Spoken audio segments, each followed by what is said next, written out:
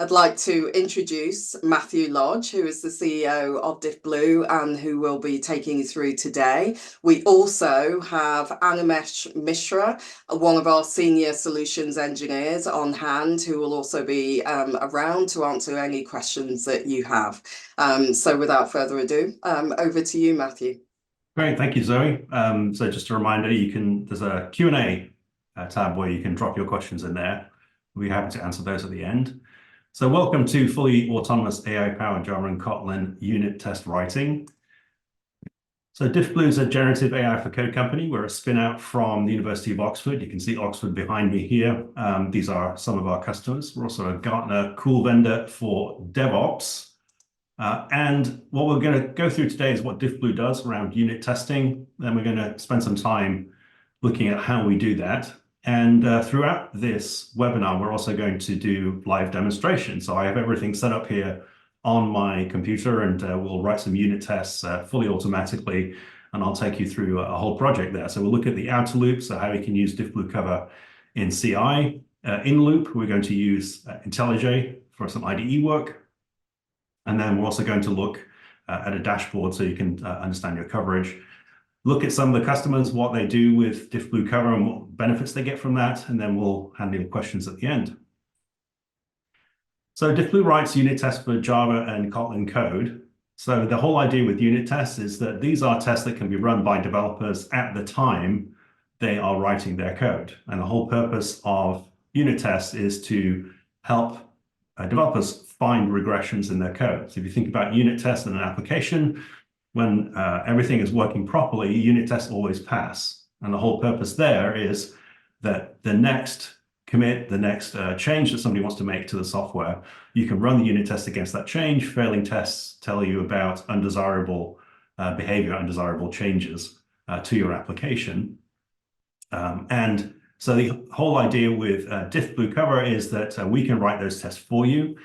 So Diffblue is a little different to some of the other generative AI for code products you might have seen out there. We're different in the fact that we focus on writing just unit tests. And as a result, we're able to do that fully autonomously. So the unit tests that we write are accurate. They always compile, they run, they help you find bugs. I'll explain how we're able to do that a little bit later on. So this is where we fit in sort of the overall testing space. You've got things like integration testing and functional testing, which obviously play a role, but you want to find as many defects as possible with unit tests.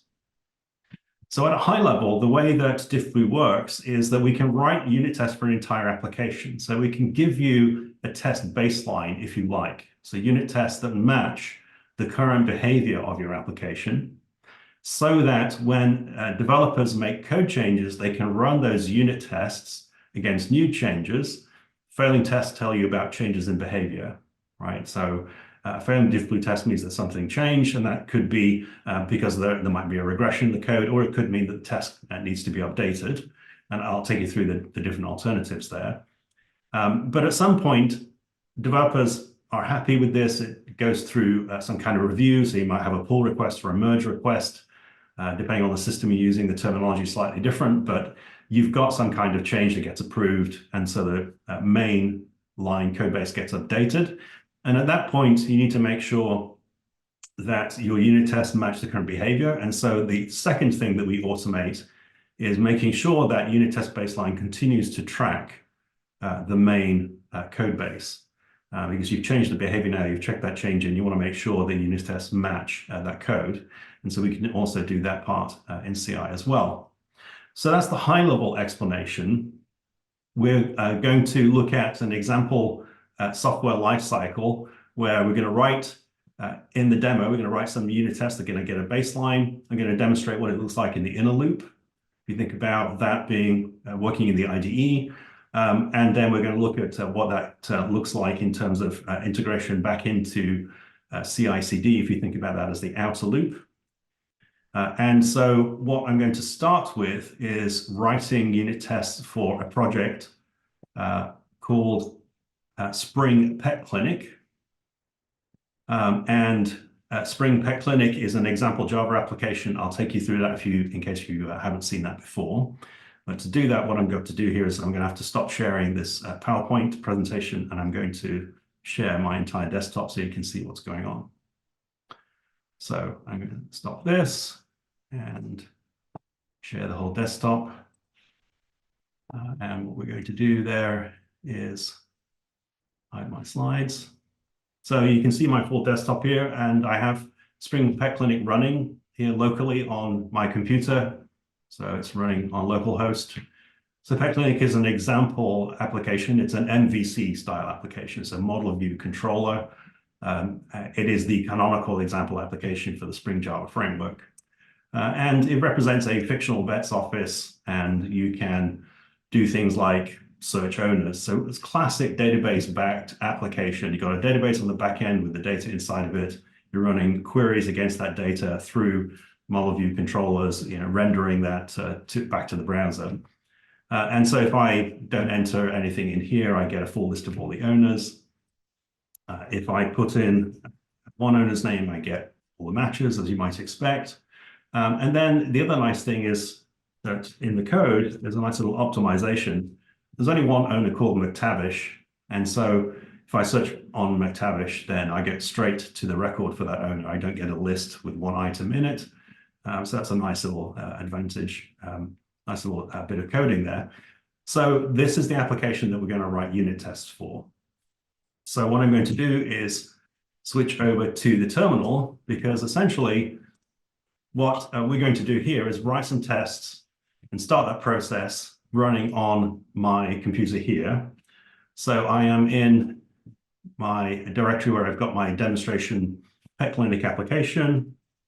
If I look into the directory for tests in this particular application, top level is not much to see, but if I look in that source directory, what I can see is that I've got some integration tests, but no unit tests right now. So nothing up my sleeve. And what I'm going to do at this point is run dcover create, if I can type that correctly. I'm going to turn off skip test validation. So one of the things that we do by default is validate that all the tests are complete and correct at the end of this process. So I'm going to skip that just to speed things up a little bit.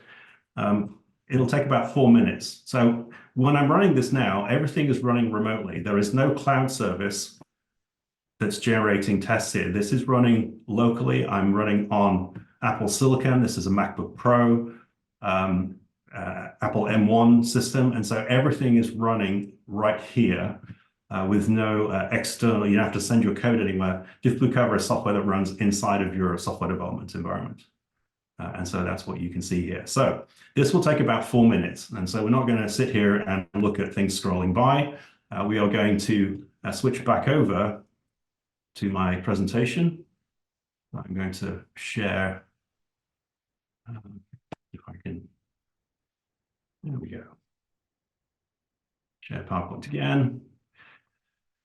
And I'm going to talk about how DiffBlueLive does what it does. So while we're doing this, we're going to continue through the presentation. So if you think about DiffBlueLive cover uses reinforcement learning, which is typically used for game playing. So it's a form of machine learning that's been around for a long time, but it really sort of came to the fore with things like Google AlphaGo. So this was the first Go game playing software that was able to beat a Go master. Now, subsequent to that, it has been beaten itself by other Go masters. They've adapted how they play, sorry, the poll threw me off there for a second. So what is going on here is that reinforcement learning is used to search for the best Go moves in this application. And what I'm going to do is sort of explain how AlphaGo works and the analogy of that to what we do with DiffBlueLive cover. So Go is a difficult game to play for a computer system because it has a vast number of potential moves, like 10 to the 170th, which is more than the atoms in the known universe. So it's big. So the problem with that is that you can't use a brute force approach. You can't just look at every possible move that could be made and find out which one is the best one to make. That is something you can do with chess. And so IBM Deep Blue, for example, was really the first example of that kind of approach. So they essentially searched it towards the end game. They just searched the entire move tree very, very quickly with DiffblueLive, and that's how it was able to beat Garry Kasparov. And if you look at modern chess playing software, Stockfish is the best chess playing software out there. No AI whatsoever, because you can use that approach. So the difference is with Go, with the search space is so big, you can't look at everything. So you have to conduct a search. You have to look at a subset of the possible move space. And so what AlphaGo does is probabilistic search. So you look for areas of the move space where solutions are likely to be found. So you need a way to predict where that is or identify those likely solution areas. And then it works by conducting a search in those areas. So it spends a lot of time looking in those areas and it ignores everything else. So reinforcement learning is the algorithm that guides that search. Obviously, AlphaGo can't guarantee to find the best move. The only way you could guarantee that is if you looked at every move, and we know you can't do that. It just needs to find the best move that it can, and it needs to beat the competition. And that's the essential bet that you're making with reinforcement learning, is you're not going to be able to guarantee anything, but you can find a very, very good result. So the way that this works with AlphaGo, all reinforcement learning algorithms look like this. They have those three boxes there. And essentially what happens is that AlphaGo will try a move, update the board, looks at the board state, and then evaluates the effectiveness. So it has a neural network that predicts who's going to win a particular game, which has been trained on lots of previous Go games. So you've got a win prediction. You've also got a measure of move strength, which is also calculated with a neural network. And from those two things, AlphaGo can predict what a better move might look like. And so it tries that move, sees what it does to the game, and iterates through this process until it has found the best move that it can in the time available. So when it comes to test writing, we can do the same kind of thing. Similar kind of problem in that you've got exponential problem space.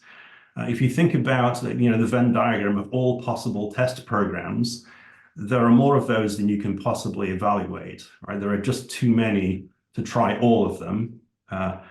And so it's very much like Go in that sense. And we can approach test writing the same way. It's like a game where winning is that we get 100% coverage and we have tests that find regressions, find bugs.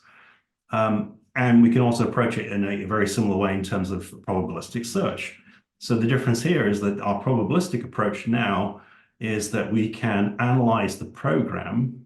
So we analyze your Java program or your Kotlin program to identify possible solutions, right? So program analysis gets us started with an area of potential solutions, and then we conduct a search by writing tests. So we generate them and we try them to evaluate their effectiveness. So what you end up with is, this is AlphaGo, it's not AlphaGo, this is DiffblueLive.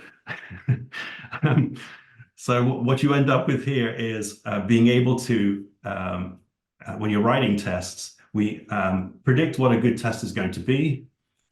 We generate that as a compiled test. We actually write it in bytecode. In the case of Java, we run it against the method under test. We look at the results, how much coverage does it get? We look at some other metrics. This is where some of our secret sauce comes into play. We do our code analysis on this. From that, we're able to predict what a better test might look like. And we write that one and we try it and we just keep going through this loop.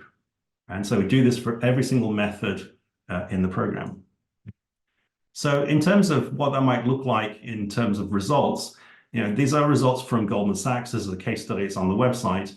So 3,100 tests written in about 8 hours. We asked Goldman, how long would it take one of your developers to write this? And the calculation they came up with is about 268 developer days of tests. So basically a year. That's the number of more than the number of working days in a year. And they were also able to improve their test coverage. They went from 35% to 72%. So you can see that very, very quickly you can get to a high level of unit test coverage with this approach because it is autonomous, because the system writes those tests, it has run them, it knows that they work, it knows what coverage they get. And that's how we're able to generate tests that are completely accurate. So let's move on to the next part of the demonstration. We're going to go back to our terminal window because it's finished now. And we're going to take a look at the test that we got here. And then we're going to take a look at what happens with the developer in the inner loop when we can start editing those tests and adding new things and seeing what it does to our unit tests inside of IntelliJ. So I'll do my trick again and switch to the desktop. So what I can see here is that it finished in 2 minutes, 59 seconds. We had 100 methods. We created 100 methods in total. We created 98 tests, so almost 100 tests in 2 minutes, 30 seconds, so about 3 seconds per test. We aren't testing all the methods because some of those methods are things like trivial constructors, right? We don't write a unit test for every single constructor because they tend to be kind of trivial. And so the way that we test constructors is when we're writing other unit tests that create objects that we then use in the unit test, the constructors get tested that way. So that's why you don't see 198 tests for 100 methods. And there's a couple of things here. We've found a couple of situations where there are missing observers on some of these objects, so we couldn't write an assertion. And so one of the things we've done here is created a refactoring recipe. So we've got some refactoring that we can do for you. You could run dcover refactor at this point, add those missing observers to those objects, and you'll be able to get more unit tests. I'm not going to do that, but you can see what that looks like. And so I can see that in Git status, I've created all of these additional objects. What I'm going to do is create a new branch. I'm going to switch to that branch. Right, so now I can add all of those tests to it. And so at this point, I've got everything added. There are all those unit tests. There's the full list. And so I can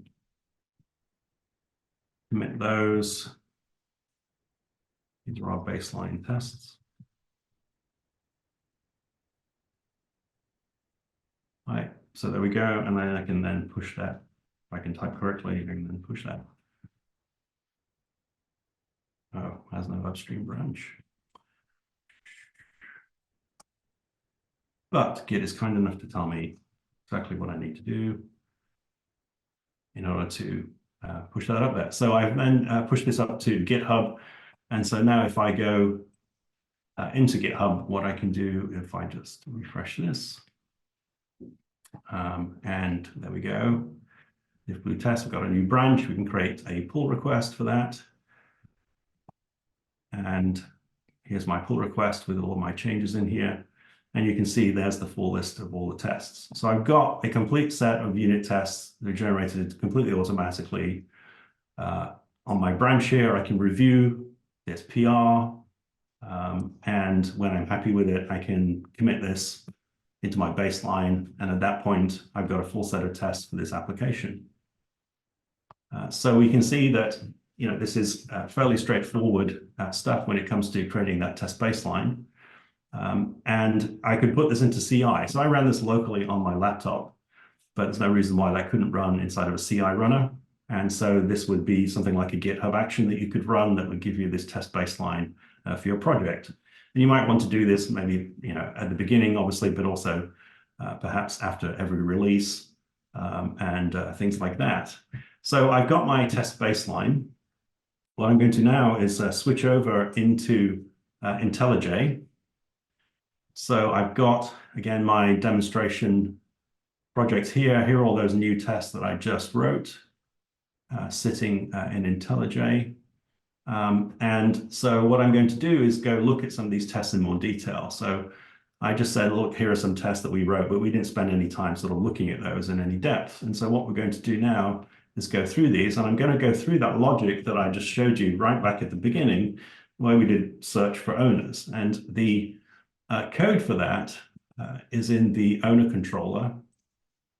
And so if I go into ownercontroller.java and scroll down a little while, what I get to is this method called processFindForm. And so we can see all the logic that we explored back there, where if the last name is null, we search for everything. If we get, we don't find anything, we go back to the find owners homepage. If we get exactly one result, we go straight to the result for that one. Otherwise, we return this paginated list. So there's our code. And so let's look at the test that we wrote. So what do we write as Diffblue? So first of all, we've got some mocking here. So, unit tests, you want to mock out the database, you want to mock out the web server, so these tests run quickly, and that's what we're doing initially here in this first test. So you can see there's a when-then statement where we're just going to return an empty list of owners. We're going to pass in the null value. We're going to hit that first branch that we saw there. This is a fairly boring test because it just basically checks to see if we got to the right place, even though we didn't return any owners, which satisfies the if statement, but is not a very interesting test result. Slightly more interesting is the next one we've constructed for the single owner case. So we've got our when-then statement here. So we've constructed this object up here with some synthetic data for the owner. So we've created an owner, put it into an array, we've added it as an owner and wrapped it in the pagination object, the right method here. And we return that object now. So we, instead of having a database call, we've got exactly one object that we've created. And the next thing we want to do is run that. So we mock the call into the controller, and then we check to see that that succeeded and that we got redirected back to the page for owner number one, right? So we set the ID up here to number one. And so we need to make sure this matches down here. The next test, as you might imagine, has got two owners. So we can trigger that final case. Sorry, it's not the final case, the third case, where we've got more than one result. And so we've generated, again, some synthetic data. The synthetic data you're seeing here comes out of a dictionary. So we ship a dictionary with the product. You can extend that dictionary. You can add your own data. If you have particular data patterns or things that you want to see, you can add that yourself. So that's where that comes from. And same kind of thing, we return the two owners in the object. And then here, now we're checking the result to see, we make sure it has the right attributes. It's a paginated list, that's important, and that we get redirected back to the right page. So then we've got three lists for the main logic. And then the fourth test, and the reason why that one wasn't final, is the case where it's not found. And so what we're doing here, over here on the side, is searching for DOE when the array list is empty. So that will guarantee that will fail. Same kind of thing. We just make sure that is correct and we get redirected back to the right place. In this case, back to the find owners page. So there's an example of what the tests look like. Now, what happens if I change the code? So I'm going to go back to owner controller. And what I'm going to do here is add some code to this process find form. So we're going to see what happens when we make a change and we want to update our tests. So the way I'm going to do that is I'm going to go to Vim here, because I'm old enough and I learned Vim. That was the first editor that I learned. And so I'm going to cut and paste a little code change here that I'm going to drop in right here. And so I'm going to add in a new condition. I'm going to add in a bounds check. It basically says if this pagination result is negative, then I'm going to throw an error, basically, and go back to the find owners page. So, so I've got some new code. And so then the next thing that I want to do is update the test for process find form. And so with Diffblue integrated in IntelliJ, I have this Flask icon. And so what I can do is just click on this Flask icon and it will rewrite the tests for that method. And so inside of IntelliJ, it's very similar to what happens with the command line version I showed you earlier on. First thing we do is we check the environment. That actually went very quickly, so let's just spend a second or two looking at this. So Diffblue, because it's software that runs inside your Java environment, it can interrogate the Java environment. So it knows what build system you have. It knows what your mocking framework is. And so by interrogating the system, we can guarantee to write correct code. We know which version of Java you're using. We know which version of JUnit. And it's the same thing. So we see that you're using JUnit as project, so we write tests in JUnit. If you were using testng, we would write tests with testng. So that's the advantage here. And this went very quickly. And so we got our tests already. And we can see that 3 of them are the same. We've got an additional test now. And so find form 4. And we've got a value where we pass in -1, right? So we essentially did that search, right? And we saw that we weren't, we saw that this page value became significant. And so we went looking to see what we could find with that particular page value. And that's how we ended up with this particular test. And so what that means is this 4th test now has the page -1, and the 5th test is now the one where it is a search for dough and it's not found, right? So the not found test moved to test 5 and test 4 changed. So I was, as a developer, I was able to very quickly get new unit tests that match the way my code operates. The other advantage of looking at the test like this is it tells you what your code actually does, which might sound odd, but sometimes we don't realize what the behavior of our code is. And the unit tests are essentially a way of documenting the behavior of the code. So you could think about it that way as well. So that's the example with IntelliJ, and I could then take this and I could put it into my pull request and do everything else here. The other way that you can do this is to do this automatically in CI. And so you might ask the question, like, why would you want to do that, right? That's a terrible. I've got lots of diffs here.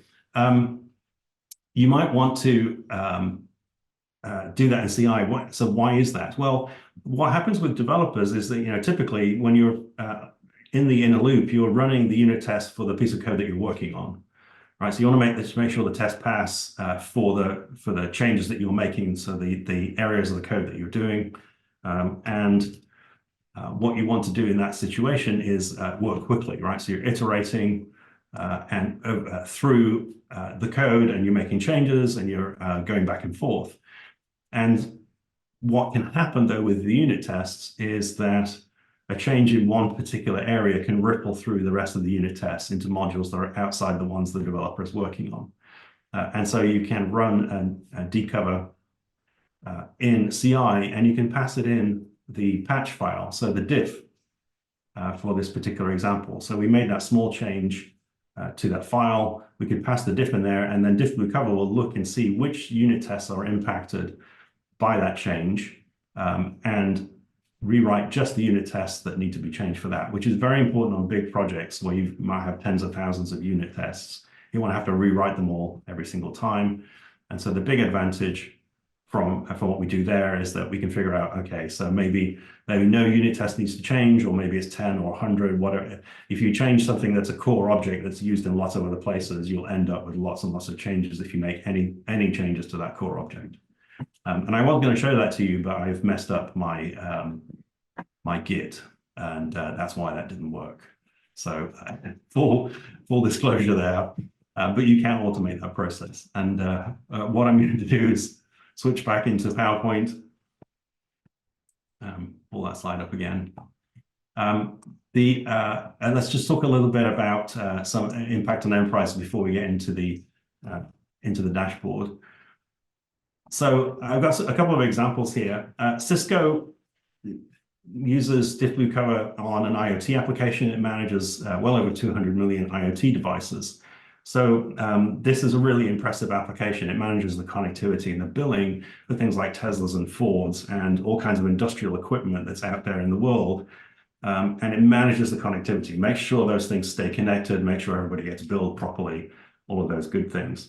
And essentially what they're trying to do is make that a more reliable application. They're adopting microservices architecture. They're moving it towards more of a cloud native architecture. They're taking advantage of newer databases, and so they're making changes to the data layer and putting data in appropriate areas. And so there are lots and lots of changes on the application. And so they use Diffblue cover to get them this unit test baseline so that they can start work on that refactoring, and then to keep the unit tests updated as they go. The Goldman Sachs case that you saw early on is basically about going faster, right? So you've got monolithic application, low coverage, and they need to make lots of changes. And so the whole idea is like, just how can we ship more frequently? And if we can if we can speed up the unit test, not only do we get more unit tests more quickly and we save time there, but also you find more issues earlier on with those unit tests, which means less time spent in QA because you have fewer defects make it through to QA. And so your QA time starts to shorten, right? So lots of advantages from having good unit test coverage. Another example, Raytheon, looking to modernize a large business critical application for the Department of Energy, moving that to cloud, very, very large application. In the first week, we did 500K lines. It got bigger from there. So this is something that really you can use at scale. I'm going to show you now, I'm going to switch over to my Chrome. Here we go. And so I'm going to move over to Google Chrome, and this is our reporting application. This is Diffblue Cover Reports. And so I'm going to look at Pet Clinic, same application I've been using here. And this is the summary page, and we can see that we get 91% coverage on Pet Clinic, because Pet Clinic is an impeccably well-written Spring application, as you would expect for an example application. It's quite small there, 450 lines of code, but we write 163 tests sort of in total there for that. And so the advantage of this application is that, as a developer, I want to understand, where do I have good coverage, where I have not so good coverage. I said, because this is impeccably written, this is all blue, but as you start to get into areas with lower coverage, then the color changes. And it's a way for you to understand what's the coverage of this application, where does it break down, what are the areas that might need attention, are there areas that are badly written in the first place, so it's very difficult to write unit tests for them. So it's a way to sort of explore that, and we've got it in a mode where the size of the squares represents the size of the code, and so you have an idea about small areas of code, big areas of code, and then you look in coverage detail. And we can see that we have some advisories here. And so we can see that there's the init method is a trivial method, so we didn't write a test for that. And here, there's something going on. There's probably something to do with the dependency, right? So there's some beans missing, and this might be to do with Spring Java profiles, but you can use the advisories to sort of investigate and figure out what to do. And so you can also see this over time. So if I look at this here, of course, this is hours, and so the percentage does not vary, but you can see what's happening to coverage over time as you make changes to your application. And so you can see the manual tests only, you can see the Diffblue tests, and you can sort of really understand what's happening with this particular application. So that's Diffblue Cover Reports. If I move back to my slides here, then I'm going to stop at this point. We're coming towards the end. I want to leave time for questions. So Diffblue Cover is AI for code, but not as you know it. It's a fully autonomous system. It's not a suggestion tool. Because we use that reinforcement learning methods, we're writing tests and we're running them and then see how they perform. We know our code compiles, we know it runs, we know it finds bugs. You don't need to provide input, you don't need to provide a prompt, you don't need to give it a text or anything like that. It just writes the test by looking at the code. And so it has some advantages. It avoids some of the downsides of large language models, where things around hallucinations and where does the training data come from, because we don't work that way. It also runs 100% inside your development environment, which is a big advantage for getting it through things like security review. And we don't train on your code. So the benefits of Diffblue Cover are you can get unit tests at scale. You can use this on large applications where you need tens of thousands of tests and you get them very quickly. You get really great coverage, so you can ship software faster. It increases the productivity of developers, but you also get increased code quality and consistency from having better unit testing. So I'm going to stop there, Zoe, and let's do Q&A. That's great, Matthew. Thank you so much for running through that. We do have a couple of questions. I'd also like to thank everyone for participating in our poll. Over to the questions. We have quite a few from Pim. So Pim, thank you so much. We'll get to them now. The first question that Pim has is, how does Diffblue handle either mocking or stubbing? Yeah, it's a great question. So we try very hard to automate mocking for you. So Diffblue cover automatically mocks as much as possible. In the case of Spring Framework, what I just showed you here with a Spring application, it's much easier because Spring has excellent support for mocking. It's built in. And so we can take advantage of that, and it all looks great, right? But even on sort of plain old Java projects or anything else, we will figure out mocking for you. You can also tell the product, you can manually tell it how to mock and give it hints if you want to, in particular, and this can be for very gnarly Java projects, maybe not written in a framework, then you can guide the product on how to mock. Okay, that's great. Thank you. Next question.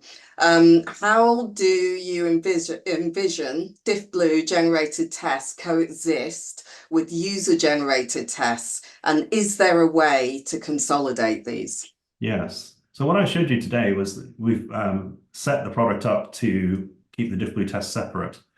That's one configuration choice. We are about to ship a way so you can have them all in the same file. We will never overwrite user-written tests, so all of your tests will always be preserved. But essentially, what we want to do is give you a way to just merge the two and put them into a single file. And so we're going to ship that one fairly shortly. Fantastic. Pim, do feel free to follow up with us if you have any subsequent questions, but in the meantime, I'll move on. How can Diffblue work more effectively during large-scale refactoring? And since Diffblue chooses the units may break, tests fail, and then what? Okay. How can Diffblue work more effectively during large-scale refactoring since Diffblue chooses the unit? So we essentially look at the call graph of the application, the structure of the application. That's how we choose units, right? So a unit is usually a class. However, when you think about a class and the objects that are defined in the class, they typically depend on other objects which are defined in other classes. And so you have quite a few, even if you're testing just one class, as we saw there with owner controller, there are dependencies from other objects that are part of this. And so Diffblue cover basically keeps track of all of that for you. And that's how we can choose, for example, which tests to rewrite in incremental mode, the patch mode that I failed to show you. Then if the tests fail, then the developer is looking at, why did the test fail? Is it because I didn't update the test, right? I changed the behavior of something and I forgot to update the test, or whatever reason, it's the test that needs to change is the determination. Or it could indicate that there's been a behavioral change that you didn't intend, otherwise known as a bug. And so we provide you with support for both of those. You can regenerate the tests. You can delete a test if it's redundant. So the developer's always in control of exactly what the tests are.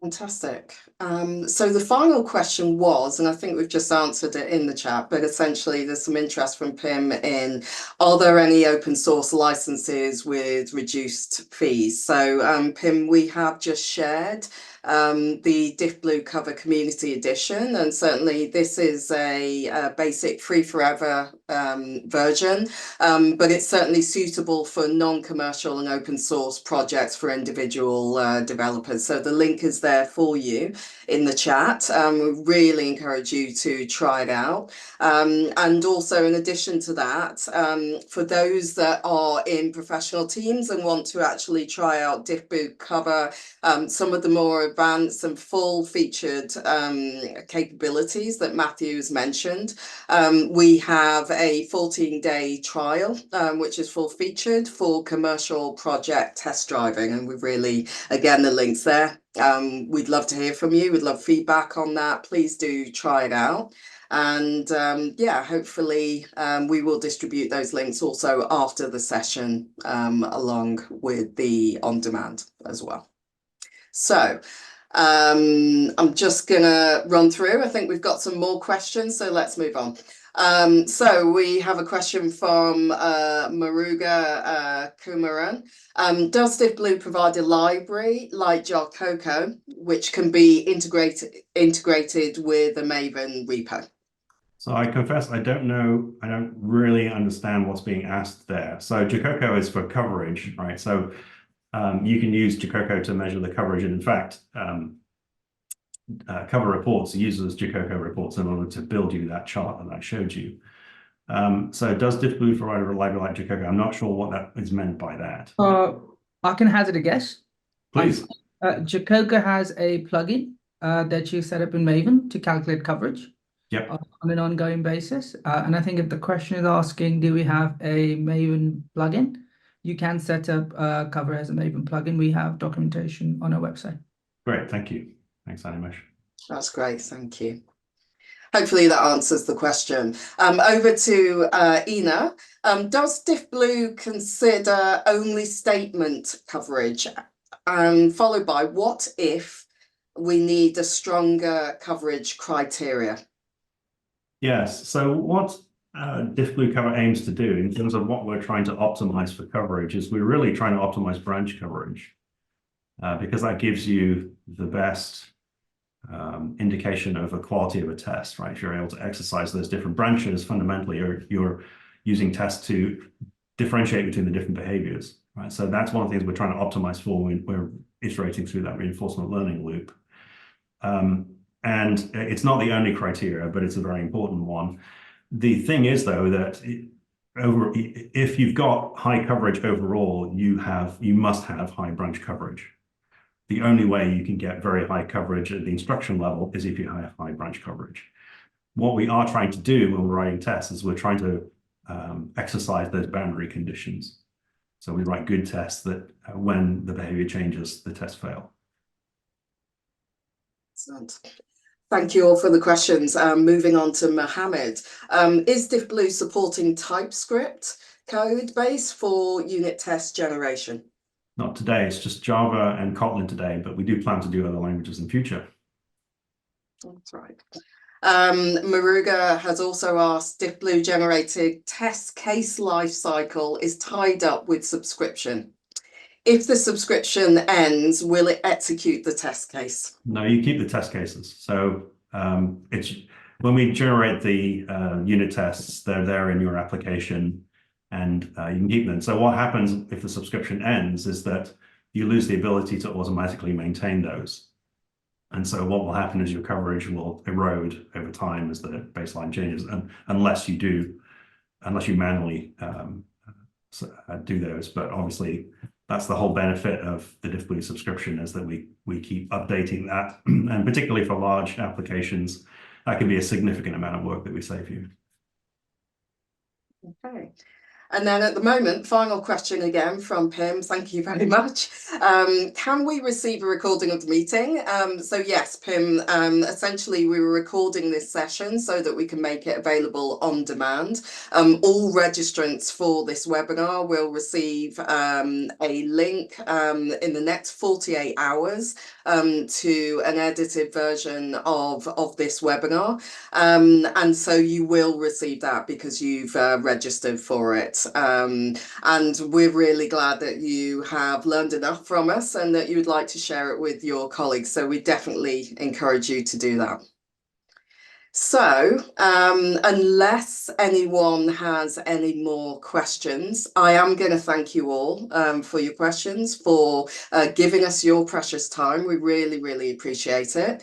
Thank you so much for joining us on this first of many webinars. You will see more webinars coming from us, and we will also be popping up at various developer events, developer and engineering events. The next one that we will be at will be QCon Con in London. So if any of you are local to that, please do come along, say hello, and join us there, and we will be speaking there as well. So I think we don't have any further questions. So we'll probably wrap it up there and just say thank you so much for your time.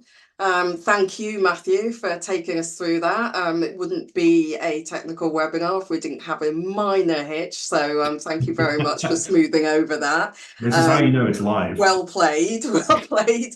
And thank you, Animesh, for also supplementing on the questions. So thank you all. There's nothing left to do except to wish everybody a really nice evening and or a nice afternoon, depending on where you're connecting from. Thank you. Thanks And very we'll much, see you Zoe. next time. Thanks. Thanks, Animesh.